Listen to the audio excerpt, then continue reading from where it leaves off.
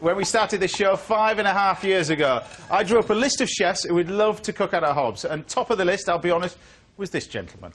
Ladies and gentlemen, Mr. Thomas Keller. It's an absolute pleasure to have you on the show. Great to be here. Thank you very much. For a chef, it's an honour and a pleasure. Well, thank you. Because you hardly cook on TV. You don't really cook on TV. Not very often, no. You're right. You're absolutely right, I don't. So I'm a little bit nervous here, and I hope we could get it down right. You'll be fine. Don't worry. There's okay. only 3 million people watching, so all right. don't worry. I'm not worried about that. Right, so we're doing chicken and waffles, is that correct? We're doing chicken and waffles, and I really love waffles. I love waffles for a couple of different reasons. I love waffles because I had them when I was a child. Yeah.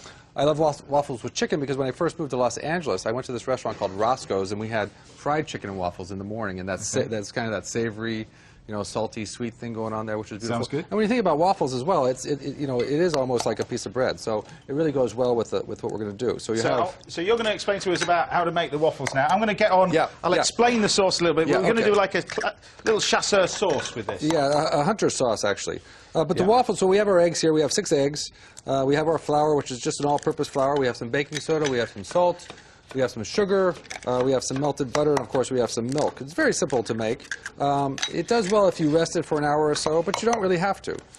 You can also flavor with anything that you like. In this case, we're going to use this morning. We're going to use some bacon bits and some chives. Yeah. Just to give it another savory note. Now, where does your love of food come from? Is that your childhood or?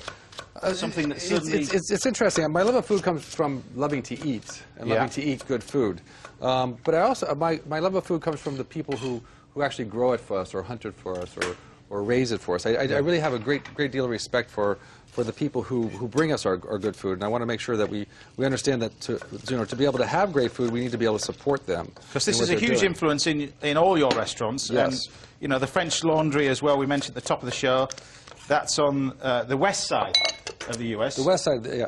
In Napa Valley, California, a small town called Yountville is where the French Laundry. You asked me the address this morning, and I kind of bumbled on it because I haven't had to say the address in so long. It's such a small town, when you get there, you'll be able to find it. Right, so what have we got in here then? So we've got our baking soda, we've got our sugar, we've got our salt, we've got our eggs, we've got our milk, and now we've got our melted butter. We're just going to mix that up together very quickly, very simply. There's no need to rest this. We're actually going to cook it in the iron as well. Right, like I said, you can rest it. You can make it and let it rest. It's not something you have to use right away. And as well as the French Laundry, of course, you then, which is 3-star Michelin. Then you've had that, what, 17 years? I've had the rest. I hate to say, yeah, it seems like yesterday. 17 years. Am I 17 years older because I've had a restaurant for 17 years? And then you've got Per Se, which is in New York. In New York City, yeah, and that's in its 8th year today. And we were very proud that we received our 3rd Michelin star for the 6th year in a row at Per Se. Can I say, I didn't know you could have 3 Michelin stars. Is that something you can only get in America? Pretty much, yeah. I think it's more difficult to get it in America, isn't it? There you go. I think we have a ladle somewhere, don't you? Yeah, I've got a ladle, yeah. Now, you're going to put this straight into a we have a Belgian waffle maker here. Yeah. This happens to be one of my favorite crupps. Do you use the oil in there, the spray oil, or not? We can. I mean, but this is a non-stick, so we'll just to make sure that we get it coming out right. Just a little. You can buy that in the UK anyway. This and then. So in there you've got a little bit of bacon bits. A little bit of bacon bits, a little bit of chive. I'm sure James has got one of these waffles in his range. Have you not? Not yet, but I'm about to. Thank you very much, Tom. No doubt Mr. Ken Hom will beat me to it, but anyway, there you go. And that's going to take about 6.5, 7 minutes. Yeah. Yeah. Just close that. Now, this dish is inspired from your other restaurants, Bouchon. Bouchon. Yeah. Tell us about Bouchon. We do chicken waffle. Bouchon is a classic French bistro. Yeah. And the first one that we had was in Yountville, California, right down the street from the French Laundry. And now we have 3 of them, one in Yountville, one in Las Vegas, and a new one in Beverly Hills. Right. And one of the specialties of the Bouchon is, or any bistro, certainly is roasted chicken. Roasted chicken. Ruth, are you watching this? Yeah, you did your first roasted chicken a couple weeks ago, right? And we're very happy with it. One of the things that we do, which is quite unique and very, very important because it adds so much flavor to it, is we brine our chicken. Now this is just water with 10% salt in it. We have some aromats in here. We have some rosemary. We have some bay leaf. We have some thyme, some peppercorns, and we let that brine for about 6 hours. Okay. So after it's brined, we're going to take it out. We want to let it dry. So we want to dry it really, really well. And then one of the things that we want to also be able to do is let it air dry, so that it starts to dry the skin out. Because we want to remove as much moisture as possible, so we can get that skin, that nice crispy golden brown that we all love so much, Right. and that resonates with us when we see those beautiful roasted chickens. Yeah. So we're going to let that dry. And then the second thing, which is really important, is to be able to temper it. You can feel this. It's actually room temperature. Yeah. Yeah, so we want to be able to temper it so that when we do put it in our oven, it cooks evenly. It begins to cook evenly rather than having something cold, the interior really cold, and the exterior starting to get hot. It doesn't cook very evenly if you don't temper your food. And that's true with anything, with fish, with meat, any proteins. So we're going to put that on a little bit of mirepoix here. We've got some carrots, some onions, some leeks, a little bit of garlic, and some thyme. We're going to go right into a really hot oven. You want to pop that in? Yeah. Yep, we'll pop that in. Straight in there. Yeah. So that's what, about 350? Well, we want to get it up a little higher. We want to get about 425. 425. I'm not sure what that is in centigrade. So you'll tell us. About 210, something like that. Gas Mark 5, something like that, 6. So I've Beautiful. got in here, I've got my carrots, my shallots got in there. I've cooked them, sweated those down. I've added the tomatoes. Right. We've got our mushrooms in there, herbs, aromats, a little bit of white wine, and some stock in there. Exactly. Our brown. That's our chicken stock, our brown chicken stock. So there's a sink in the back there if you want to wash your hands. I'm good. You've got, there you go. And then Chicken over here, just to let you know, that basically cooks. This cooks for about sort of an hour and a half. It really depends. I mean, it may go for 45 minutes. It really depends on the size pot that you have it in. In a pot like this, it may go quicker. If it's a taller pot, it may go less. But here we have our finished sauce. And then we're going to finish this off with what we've got over there. Exactly. So we've got, in the chasseur sauce, classic chasseur sauce, you have your bacon lardons, some tomato, as well as some mushroom. And we're going to finish that with a little bit of parsley. We're going to season. When we talk about seasoning, which is really, really important, we talk salt about is a big thing on your. It is very, very important when we talk about salt. Salt is what we season with. We also season with vinegar. Right. Vinegar is critical as well. We season with acid and with salt. We also sometimes we think about pepper as a seasoning component, but it really is not. Right. Salt enhances flavor, as vinegar enhances flavor as well. So I know you want to put the salt on it.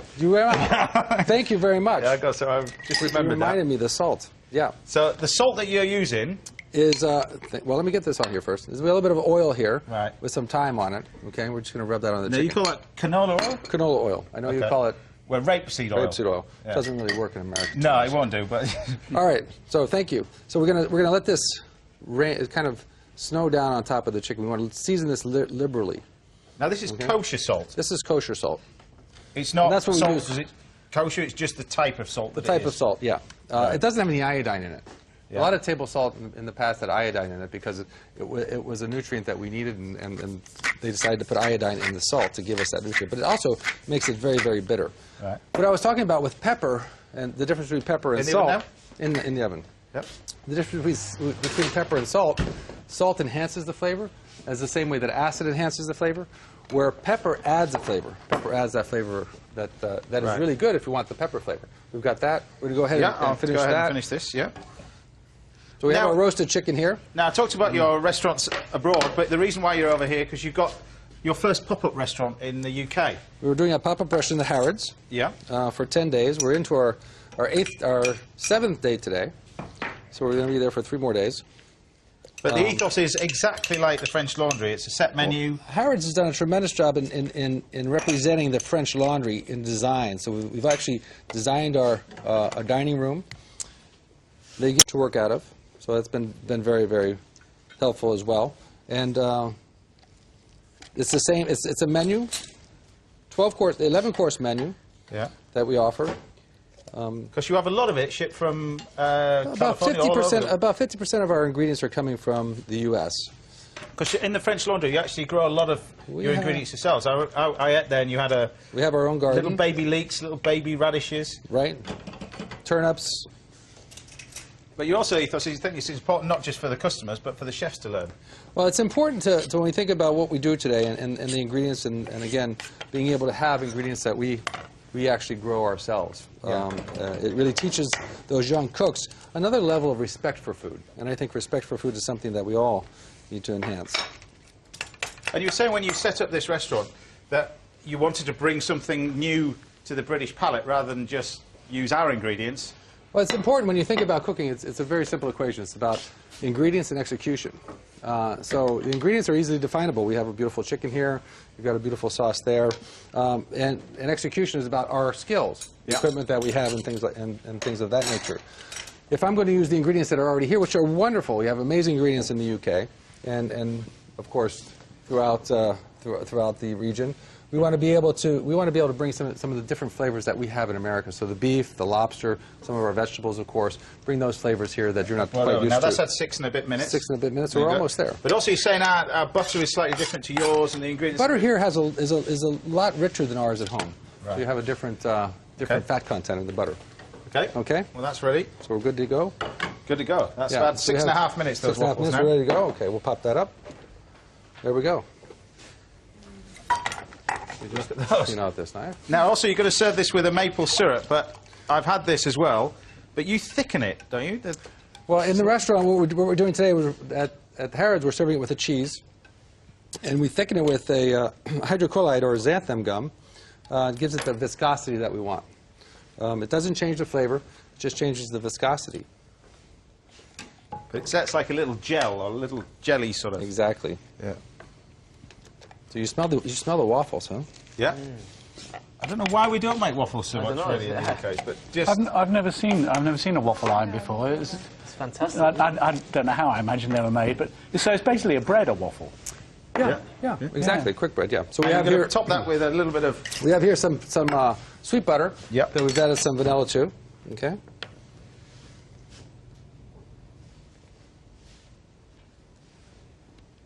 And this, as we're saying, is on your restaurant menu at the Bouchon. At the Bouchon. A little bit of our beautiful maple syrup. And that's the one that's matured in American bourbon barrels. Yeah, and there's your little chasseur sauce.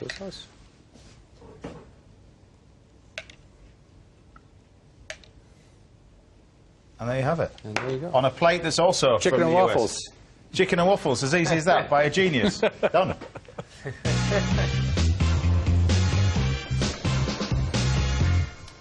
There you go. Absolutely delicious. There you go. Have a seat over here, Thomas.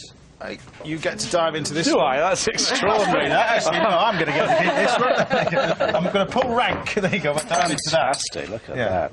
But the waffles are so simple. You could just make the batter. Just Yeah. I'm going to have a bit of waffle You can first. flavour them with anything. Anything you want, yeah. It could be savory, it could be sweet. Yeah. You can have it for dessert, have Sure, it for okay, in breakfast, there have as it for well. lunch, have it for dinner. And many people. You can make the waffles that have them left over and make little croutons out of them. Fantastic. Yeah. And the recipe would stay the same, but you just added the bacon and the chives to make them savoury. There you go. It's a very No, it's basic terrible. recipe. Can we have something else? Dive into that, because I know you want to dive into that, and he wants to dive in. But, I mean, you could serve it with, like you say, lovely bit of roast chicken, but... Yeah, fantastic. And it absorbs the juices of the chicken as well, which is great. Yeah. Is it a patch on your chicken? Of course not. No.